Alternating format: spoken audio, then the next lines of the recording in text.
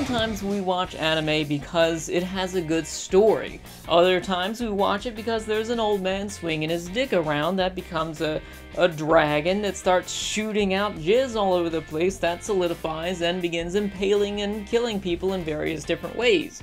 Obviously, this is the latter. Apocalypse Zero is an anime that doesn't take itself very seriously, and for good reason. It also doesn't expect the viewer to take it seriously either, but a lot of people do. The story is basically about... It's so simple, it's no point even going in depth about it. There is one guy over here, and there's a bunch of demons over there, and they fight. And that is really it. We have the protagonist that just wants to help and save people, and then we have the antagonist that just want to kill people and stuff. It's basically that simple. Where it gets crazy is when you start spawning all of these different references, or when the moments are supposed to be serious but they do something silly to kind of take you out of the moment, which is also very important when understanding the scope of the story, as well as seeing these monsters. It's a total guilty pleasure, and it's all fan service. I'm not just talking about sexual fan service, because it does contain a lot of nudity, which is why I can't show you a whole lot of the things that I'm talking about here, but it's something that you really have to take with a grain of salt. It's something that's very tongue-in-cheek. One of the influences that really stood out the most with Apocalypse Zero was Fist of the North Star, where you have the two characters, the protagonist and antagonist. They're supposedly brothers, but there's one that has this sort of gender identity issue, which I'll get to in a bit, but they're growing up together, they're training together under the same teacher, and the eventual villain just decides to kill the teacher one day, and that's basically Fist of the North Star in a nutshell, or the setup to Fist of the North Star. It's not really a spoiler or anything, but that's basically what happens there, and that's what happens here as well. Even the very first scene of this anime tells you that it's a story that you're not supposed to take seriously. It is just a guilty pleasure, after all, as your hero is training against this demon who, if you look at it closely, it actually has 3 sets of tits, and you know, that is something that is gonna stand out, and it's pretty funny to see something weird like that. In addition, we have the hero that's standing there in the snow, and he's wearing a thong, which really takes you out of the moment. Like, why is he dressed like this? He's not wearing anything, and in addition to that, he has on these thigh-high boots or thigh-high socks, and it really, like, there's no way that you could sit there and look at this scene and then take it seriously. The way that the demon is finished off is by his sister, which they refer to as brother because of her issue, which I'll get into in a bit. She uses her zero stance. She says, "This is my zero stance," and uses it, and then everybody asked her, "Was that your zero stance?" Obviously it was, because she just said it. Zero form! Heart! Rupture! Yay! Harara, is this your zero form? Yes, good, isn't it? Didn't I fight creatively, Father? Oh. After seeing this first scene, there's really only 2 things that you can think. Is either A, what are they doing here? This is a really bad story. Or B, this is something that we're supposed to laugh at. But of course, comedy is very subjective.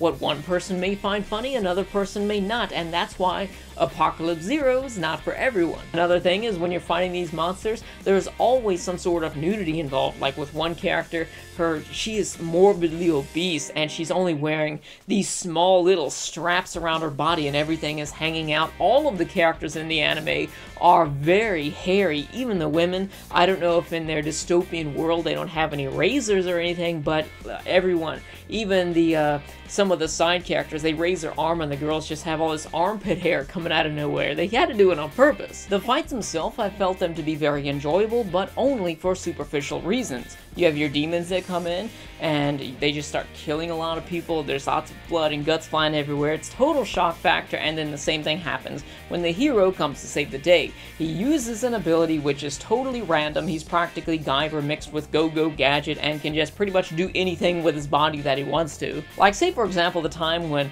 the hero kicked the demon in the mouth so hard, right into the mouth, that her eyes shot out and her brain shot out the back of her head. There was never any difficult fight that was there up until then. It was just total shock factor. Moving on to my largest complaint of this OVA, that is, it's ending, which there is none.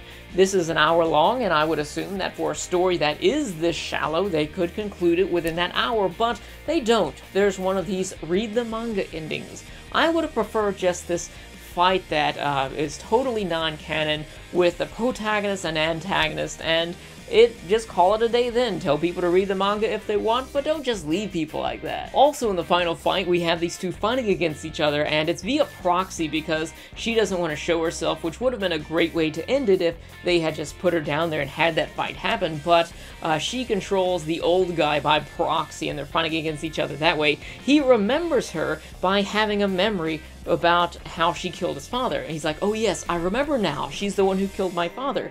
How do you forget about something like that? I think that somebody killing your sister, or your brother turned sister killing your father would be a very significant event in your life, but I guess I'm wrong here. And again, with another cliche moment here, where they go into this vision that the hero has, where all of his master's teachings finally come into fruition as he remembers one of the greatest teachings that his father ever taught him, which is the tortoise and the hare, about, you know, so and said he wins the race. And of course it doesn't make any sense. It doesn't have any connection to anything that we're watching, but it's not supposed to be taken seriously in the end. Moving on to the presentation, this came out in 1996, and I think they did a very good job of this. For one, you have very creative characters, such as the demons, which, like, you don't just think up stuff like that, but somebody did, and it's pretty weird. You have your hero, which looks like he was influenced by the Guyver, possibly. It's hard to say, but that's what I think it reminds me of.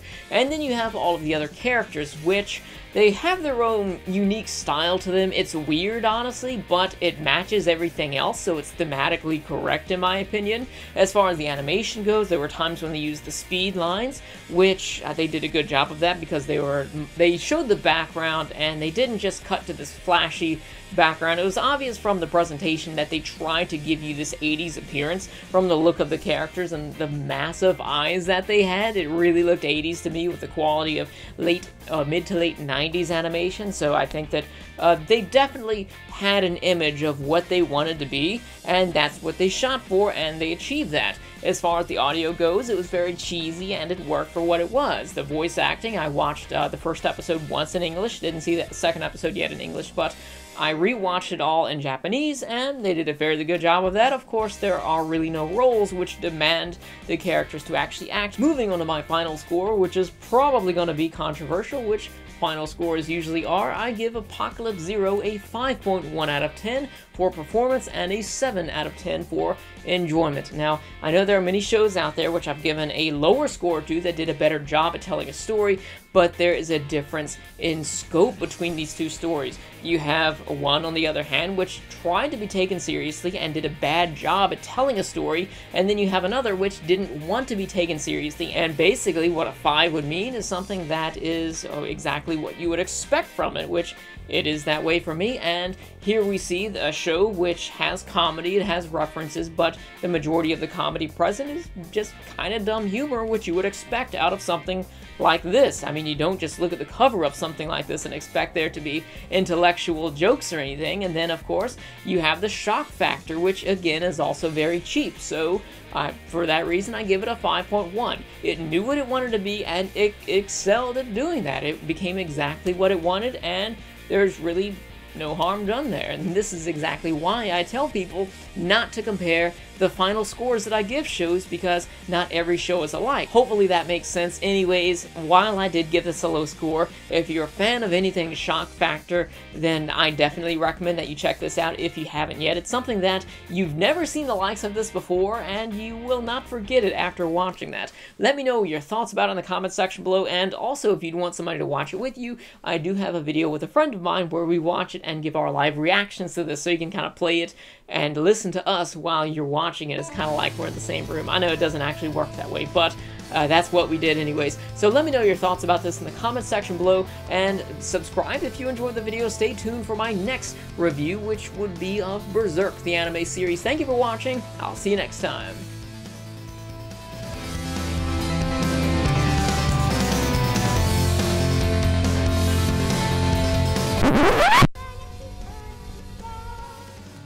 Just remember to sing a little song that keeps you hooked.